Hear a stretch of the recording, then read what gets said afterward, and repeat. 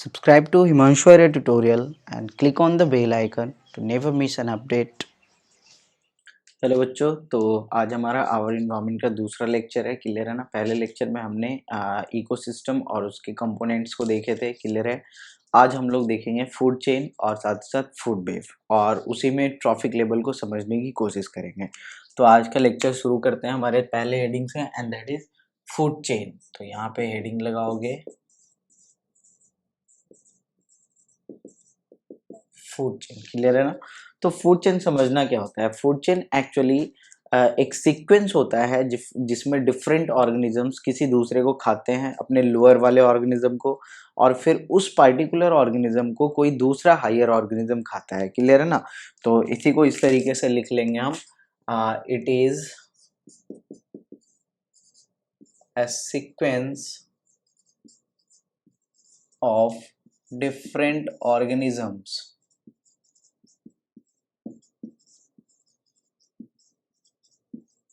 in which,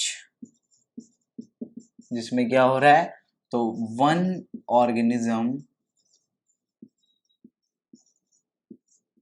eats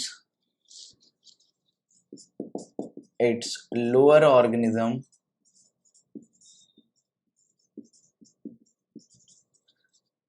and in turn gets eaten by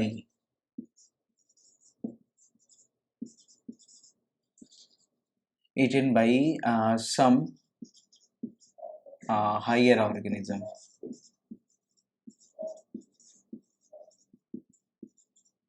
तो यही बनाता है फूड चेन, या सिंपली फूड चेन को हम बोलते हैं हु ईट्स हुम, कौन किसे खा रहा है।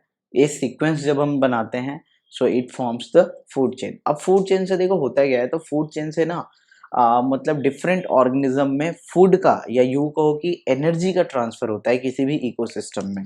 तो इसी को चाहो तो एक पॉइंट और भी लिख सकते हो। It is the basis of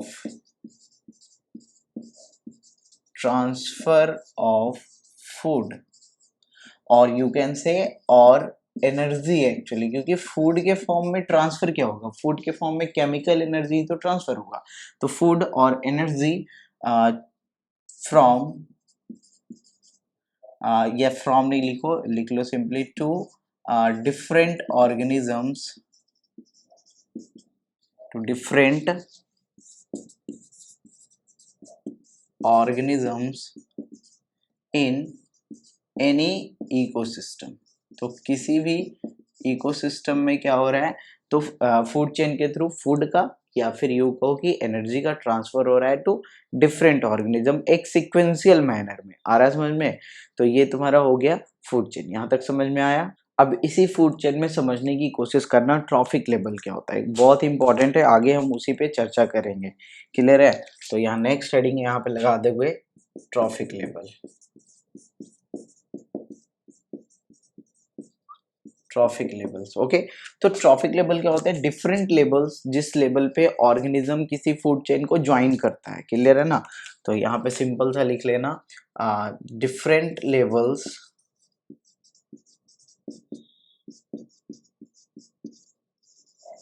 at which organisms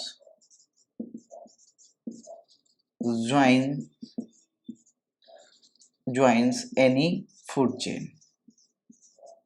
तो किसी भी फूड चेन को अलग अलग लेवल पे जब ऑर्गेनिज्म ज्वाइन करता है तो उन्हीं लेवल्स को हम क्या बोलते हैं, तो ट्रॉफिक लेवल बोलते हैं। और यहाँ पे एक बात याद रखना हमेशा कि जो फूड चेन मतलब ये ट्रॉफिक लेवल जो होते हैं वो मैक्सिमम कितने हो सकते हैं, तो किसी भी फूड चेन में मैक्सिमम, देखो वैसे तो 5 भी हो सकते हैं, लेकिन 10th तक जब पढ़ोगे ना तो 4 तक पढ़ोगे। क्लियर है।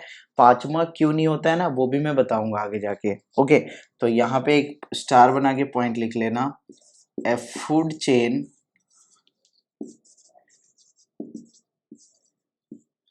generally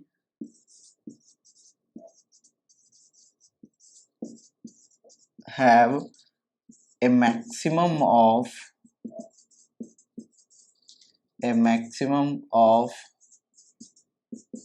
4 trophic levels.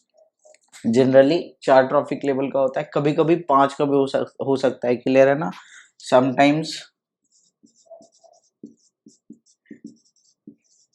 sometimes it may have 5 trophic levels, लेकिन 5 के ऊपर फिर नहीं जाने वाला है, क्लियर है ना। लेकिन 10th में ये भी याद रखना है कि तुमसे अगर पूछा जाए ना नॉर्मली तो 4 ही बतलाओगे, 5वां क्यों नहीं जाता ना उसका मैं रीजन बताऊंगा आगे जाके। यहाँ तक सभी को क्लियर है? अगर क्लियर है तो नोट कर लो, इसके आगे मैं बतलाता हूँ। तो देखना अब यहाँ पे हम देखने जा रहे हैं ट्रॉफिक लेबल्स, क्लियर है ना। ट्रॉफिक लेबल समझ गए कि अलग अलग लेबल्स जिस पे ऑर्गेनिज्म किसी फूड चेन को ज्वाइन करेगा वही कहला रहा है ट्रॉफिक लेबल। तो ट्रॉफिक लेबल को यहाँ पे देखते हैं कौन कौन से होते हैं। तो सबसे पहला देखना है यहाँ पे number 1, that is first trophic लेबल।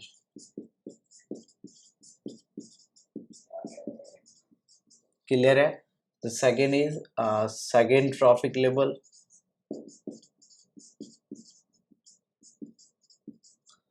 थर्ड वन इज, तीसरा हो जाएगा तुम्हारा थर्ड ट्रॉफिक लेबल,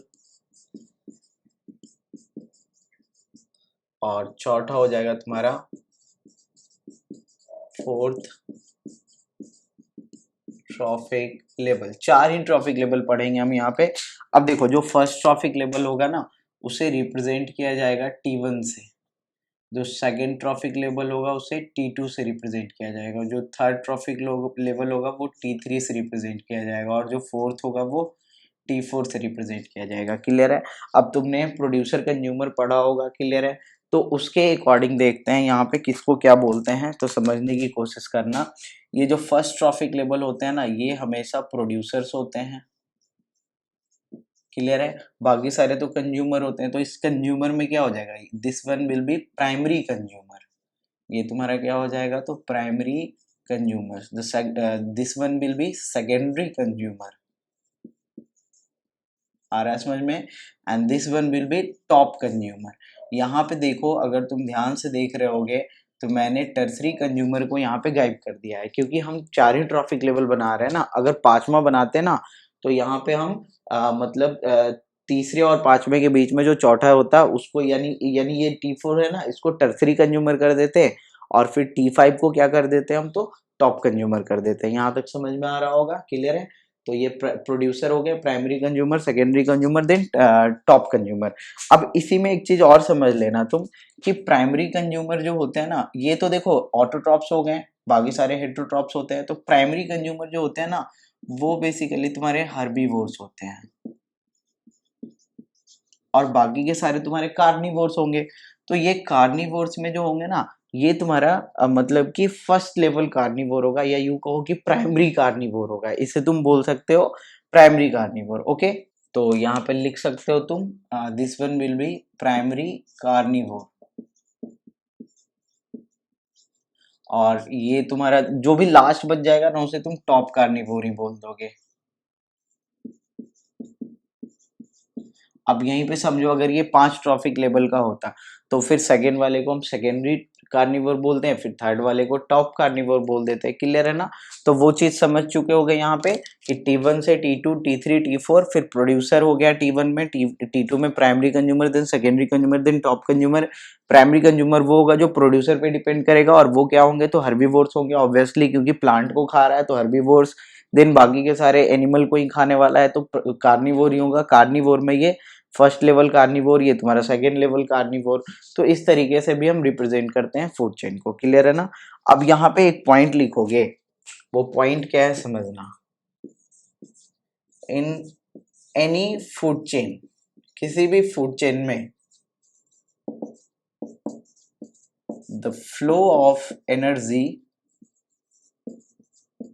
देखो फूड के फॉर्म में केमिकल एनर्जी ट्रांसफर कर रहा है, मैंने कई बार बतलाया तुम्हें। In any food chain the flow of energy always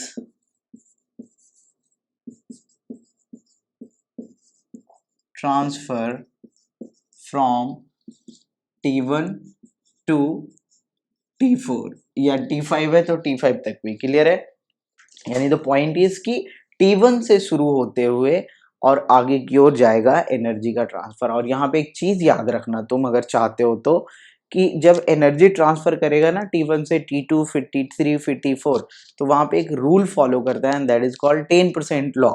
10% law क्या बोलता है कि जितना एनर्जी T1 के पास है, जितना एनर्जी T1 के पास है, यानी ट्रॉफिक लेवल 1 के पास यानी प्रोड्यूसर के पास, उसका 90% एनर्जी वो खुद यूज करेगा और बाकी का सिर्फ 10% एनर्जी ही अगले ट्रॉफिक लेवल यानी T2 को देगा।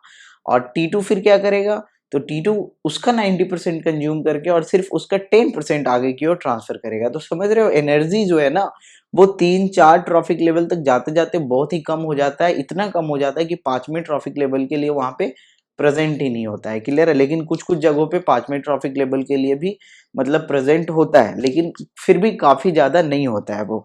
तो अब यहाँ पे क्या करते हैं ना, कुछ एग्जाम्पल्स लिख लेते हैं। क्लियर है? जैसे एग्जाम्पल्स लिख लेते हैं फूड चेन के। ओके, तो जैसे एक एक कॉमन सा एग्जाम्पल है हमारा grass, then grass hopper, then frog. पहले इंसेक्ट लिख लेते हैं, इंसेक्ट भी तो आएगा ना यहाँ पे, इंसेक्ट, सॉरी ग्रास हॉपर तो इंसेक्ट ही हो गया ना, सॉरी सॉरी, ये तुम्हारा फ्रॉग ही लिख लो यहाँ पे। इसके बाद तुम्हारा स्नेक हो जाएगा और फाइनली तुम्हारा ईगल हो जाएगा यानी बर्ड्स। क्लियर है? तो ये देखो 5 ट्रॉफिक लेवल का मैंने बना दिया। This is what T1, this is what T2, this is what T3, this is T4 and this is what T5। Okay, आगे और भी देखो, जैसे यहाँ पे समझना, एक और बनाते हैं, ग्रास हो गया, इसके बाद तुम्हारा रैबिट लिख देते हैं। क्लियर है ना? और रैबिट को खाने वाला स्नेक लिख देते हैं और स्नेक को खाने वाला ईगल लिख देते हैं। तो ये देखो तुम्हारा 4 ट्रॉफिक लेवल का बना होगा, T1, this is T2, this is T3 and this is T4। समझ रहे हो? तो यहाँ पे 4 ट्रॉफिक लेवल का मैंने बना दिया। इसके बाद देखो एक एक्वेटिक वाला भी बना देते हैं। जैसे एक होता है तुम्हारा फाइटोप्लैंक्टन। फाइटोप्लैंक्टन्स एक्चुअली प्लांट्स होते हैं, smaller plants, aquatic plants basically. इसके बाद तुम्हारे होते हैं जू प्लैंक्टन्स, यानी ऑब्वियसली एनिमल्स होंगे जो फाइटोप्लैंक्टन्स पे सरवाइव करेंगे। देन स्मॉल फिशेस, अब स्मॉल फिशेस तो समझ ही रहे होगे। Then the large fishes. तो ये भी एक फूड चेन ही बन गया। This is what T1, this is what T2, this is what T3 and this is what T4। Okay, तो ये चीज समझ गए होगे। और भी तुम फूड चेन चाहो तो बना सकते हो, अलग अलग बुक में अलग अलग फूड चेन ऑलरेडी दिए गए होंगे, तो वहां से तुम देख भी सकते हो। So these are the examples, इसको एक बार जल्दी से नोट कर लेना, फिर आगे बढ़ते हैं। क्लियर है ना?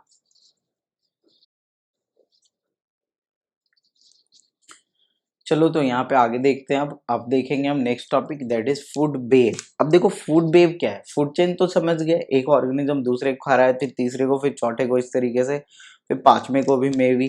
क्लियर है? This was the food chain. अब फूड वेव क्या है ना, तो डिफरेंट फूड चेन का ये एक कॉम्बिनेशन है। क्लियर है ना? यानी it is actually a network of different food chains, जिसमें क्या होते हैं कि डिफरेंट फूड चेन्स एक दूसरे से इंटरकनेक्टेड होते हैं एट डिफरेंट ट्रॉफिक लेवल्स। अलग अलग ट्रॉफिक लेवल पे वो मतलब एक दूसरे से इंटरकनेक्टेड होते हैं। तो यहाँ पे हेडिंग लगाओगे, heading will be food web. Important है, समझने का कोशिश करोगे। क्लियर है ना? तो यहाँ पे डेफिनेशन लिख लेना, it is a network of different food chains. ये क्या है, तो मतलब डिफरेंट फूड चेन्स का एक नेटवर्क है। नेटवर्क समझ रहे हो, मीन्स एक तरह से जाल है, जिसमें क्या होते हैं, तो डिफरेंट फूड चेन्स इंटरकनेक्टेड होते हैं एक दूसरे से, इन विच, या सिंपली लिखो which are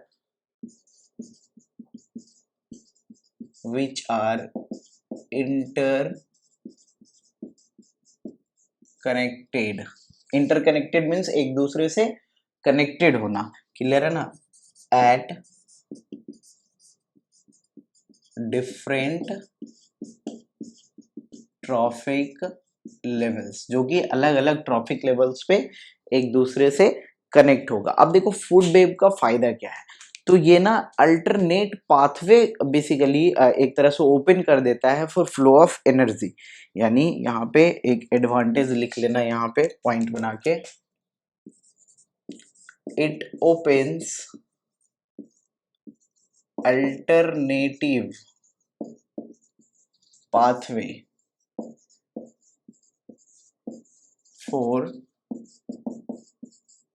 flow of energy in any ecosystem. Actually clear है ना। अब ये देखो बोल क्या रहा हूं, यहाँ पे समझने की कोशिश करना। फूड चेन में तुमने पढ़ा ना, एनर्जी का फ्लो होता है फ्रॉम T1 टू T4 या T5 जो भी है। अब यहाँ पे क्या होगा, एक फूड चेन समझ गए, अब उसमें 2 food chain, 3 food chain, 4 food chain मान के चलो। अब वो सभी को एक दूसरे से इंटरकनेक्टेड कर दो एक दूसरे ट्रॉफिक लेवल पे, क्लियर है ना, डिफरेंट ट्रॉफिक लेवल्स पे। जैसे पीछे तुमने जब 2 फूड चेन बनाया था ना, तो याद करो दोनों में स्नेक आ रहा था, क्लियर है ना, और एक में स्नेक खा रहा था तुम्हारा फ्रॉग को और दूसरे में स्नेक खा रहा था तुम्हारे रैबिट को, क्लियर है। तो इस तरह समझ रहे हो, एनर्जी का फ्लो जो है ना उसके लिए एक अल्टरनेटिव पाथवे बन गया, क्लियर है। एक में तो तुम्हारा ग्रास ऊपर फ्रॉग स्नेक इस तरह से फ्लो कर रहा था, और एक में तुम्हारा ग्रास से रैबिट में फ्लो कर रहा है, क्लियर है ना, एक में ग्रास से ग्रास ऊपर में फ्लो कर रहा है। तो एनर्जी का फ्लो देख रहे हो, डाइवर्जन हो रहा है यहाँ पे, यानी कि अलग अलग पाथवे खुल रहे हैं एनर्जी के फ्लो के लिए, क्लियर है। तो इससे देखो होगा क्या ना, इससे किसी भी इकोसिस्टम की ना स्टेबिलिटी बनेगी। स्टेबिलिटी कैसे बनेगी वो समझना, कि किसी भी ऑर्गेनिज्म को खाने के लिए अलग अलग सोर्स मिलेंगे, यानी ऑप्शंस मिलेंगे, अल्टरनेटिव ऑप्शंस मिल जाएंगे, फूड मिल जाएंगे, क्लियर है ना, ऑर्गेनिज्म को। और साथ ही साथ अगर मान के चलो कोई इंडेंजर्ड स्पीसीज है, कोई अगर मान के चलो इंडेंजर्ड स्पीसीज है, तो उसे थोड़ा सा टाइम मिल जाएगा अपने साइज को ग्रो करने के लिए। अदरवाइज वो क्या होता है, इंडेंजर्ड से फिर धीरे धीरे एक्सटिंक्ट में चला जाता अगर उसका बार बार कोई दूसरा ऑर्गेनिज्म, हायर ऑर्गेनिज्म उसे खाता रहता तो, क्लियर है ना। तो यहाँ पे एक पॉइंट लिखोगे कि फूड वेब क्या करता है, इकोसिस्टम की स्टेबिलिटी को बढ़ाता है, क्लियर है। तो यहाँ पे एक पॉइंट बना के लिख लेना, अ food web increases the stability of an ecosystem। किसी भी इकोसिस्टम का ये क्या करता है, तो स्टेबिलिटी बढ़ाता है। कैसे बढ़ाता है, दो by providing alternative foods to the organism. यहाँ पे लिख लोगे by providing alternative foods to the organisms and also इसके साथ साथ ये क्या करता है, तो it also provided a chance for endangered species to grow in size. क्या करता है कि इंडेंजर्ड स्पेसीज को आगे बढ़ने के लिए भी ये एक तरह से मौका देता है। And also provides chance for endangered species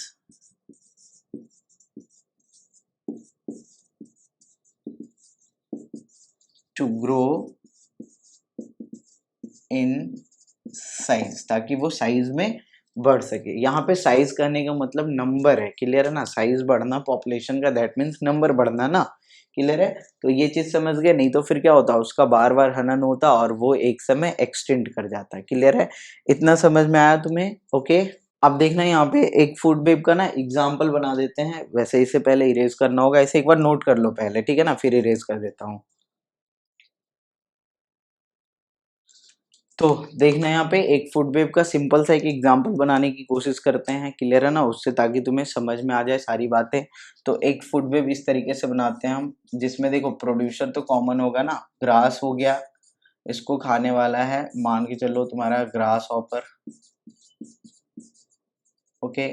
इसके बाद तुम्हारा फ्रॉग था ना, इसके बाद तुम्हारा क्या था, स्नेक था ना, और फाइनली तुम्हारा क्या था, ईगल था ना। ये तुम्हारा एक बेसिकली मतलब एक फूड चेन बन गया जिसमें ग्रास, ग्रासहॉपर, फ्रॉग, स्नेक और ईगल है। ये एरो रिप्रेजेंट कर रहा है कि किस डायरेक्शन में बेसिकली फूड का कंजम्पशन होगा या एनर्जी का फ्लो होगा। क्लियर है। एक दूसरा देखो इसी में फूड चेन बनाते हैं, तो यहाँ पे समझना दूसरा फूड चेन समझना, जैसे ग्रास को यानी प्लांट है ना, चलो मैं कलर चेंज कर देता हूँ ताकि तुम्हें समझ में आए। तो ग्रास को देखो रैट भी तो खाता है ना। अब यहाँ पे ग्रास का मतलब सिर्फ ग्रास नहीं, उसके प्रोडक्ट्स भी तो हो सकते हैं ना। ग्रास मतलब यहाँ पे प्लांट समझना सिंपली, और या फिर उसके प्रोडक्ट। तो एक रैट है और एक रैट को फिर सिंपली एक ईगल खा लेता है। तो यहाँ पे एक सिंपल सा एक ये भी एक फूड चेन बन गया। चलो इसे थोड़ा सा और आगे लिख देता हूँ मैं, यहाँ पे कर देता हूँ रैट और इसका कनेक्शन डायरेक्ट ईगल से करवा देता हूँ। ये समझ में आया। दूसरा फूड चेन बना इसी में जो कि इंटरकनेक्टेड है। ईगल के लिए देखो सोर्स मिल गया, या तो स्नेक को भी खा सकता है या तो रैट को भी खा सकता है। अल्टरनेटिव फूड ऑप्शंस मिल रहे हैं। क्लियर है ना। इसी तरह से समझना कि ग्रास एक और यहीं पे बनाता हूँ, फिर कलर चेंज कर रहा हूँ मैं। क्लियर है ना। तो ग्रास को खाने वाला एक इंसेक्ट है। क्लियर है। और इस इंसेक्ट को बेसिकली खाने वाला क्या है, तो मान के चलो एक फ्रॉग है। फ्रॉग भी तो खाता है ना इंसेक्ट को, तो ये है। और फिर फ्रॉग को स्नेक, स्नेक को ईगल। क्लियर है। तो ये एक नया फूड चेन बना हमारा, grass, insect, then frog, snake, then eagle. Clear है। इतना समझ में आ रहा है। इसके साथ साथ एक और बना के देखते हैं इसी में, जिसमें एक रैबिट को लेकर चलेंगे। तो कलर मैं फिर से चेंज कर देता हूँ। यहाँ पे देखो ग्रास, ग्रास को खाने वाला है रैबिट और रैबिट को खाने वाला है स्नेक। क्लियर है ना। रैबिट को खाता है ना स्नेक, और फिर स्नेक से ईगल। तो नहीं लग रहा है तुम्हें इसमें चार अलग अलग फूड चेन थे, इसमें चार डिफरेंट फूड चेन थे जो कि एक दूसरे से इंटरकनेक्टेड हो गया अलग अलग लेवल्स पे एक्चुअली। और भी कॉम्प्लेक्स फूड वेब बेसिकली तुम बना सकते हो। एनसीईआरटी में भी एग्जांपल दिए गए, देख सकते हो तुम कहीं भी किसी भी बुक में फूड वेब का एग्जांपल हो, उसे तुम आराम से समझ सकते हो। ये बेसिकली क्या था, तो ये एक फूड वेब था ऑफ टेरेस्ट्रियल इकोसिस्टम।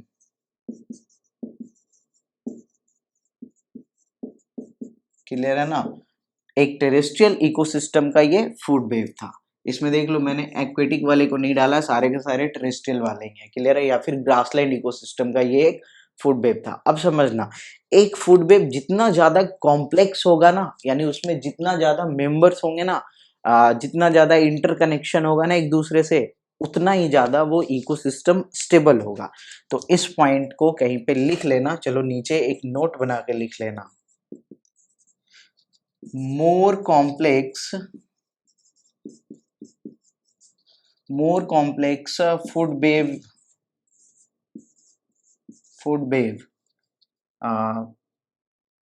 ज्यादा अगर कॉम्प्लेक्स हुआ food web, then more stable ecosystem would be। Clear है ना। यानी more complex food web, more stable, चलो इसे हटा देता हूँ मैं, सिंपल सा ऐसे लिख लो, more complex food web more stable ecosystem would be. यानी जितना कॉम्प्लेक्स फूड वेव होगा उतना ही स्टेबल होगा इकोसिस्टम। वो इकोसिस्टम उतना ज्यादा समय, मतलब एक तरह से परमानेंट होगा। स्टेबल मतलब परमानेंट, वो लंबे समय तक चलने वाला इकोसिस्टम होगा, जल्दी खत्म होने वाला इकोसिस्टम नहीं होगा। तो यहाँ तक ये फूड वेब तुम समझ गए, एग्जाम्पल से समझ गए, सारा चीज क्लियर है। इसके बाद क्या करेंगे ना हम नेक्स्ट लेक्चर में, आज के लिए इतना ही रखते हैं, ज्यादा बड़ा नहीं करते हैं वीडियो को, क्योंकि अगर नेक्स्ट टॉपिक शुरू करते हैं तो फिर उसे पूरा पढ़ाऊंगा मैं, और पूरा पढ़ाऊंगा तो ये वीडियो कुछ ज्यादा बड़ा हो जाएगा। तो the next topic is ecological pyramid. अब इकोलॉजिकल पिरामिड में क्या करते हैं ना, डिफरेंट इकोलॉजिकल पैरामीटर्स का यूज करते हैं हम, और उसका ग्राफिकल रिप्रेजेंटेशन करते हैं पिरामिड के फॉर्म में, जिसमें तीन पढ़ने हमें, pyramid of biomass, pyramid of energy and pyramid of number. उसमें भी फूड चेन के ही डिफरेंट पैरामीटर्स का यूज करेंगे। तो फूड चेन वहां पे फिर से आएगा एक बार। क्लियर है ना। लेकिन दूसरे फॉर्म में, ग्राफिकल रिप्रेजेंटेशन के फॉर्म में। तो उसे कल देखेंगे। तब तक के लिए बाय, और इसे एक बार नोट कर लोगे। ओके।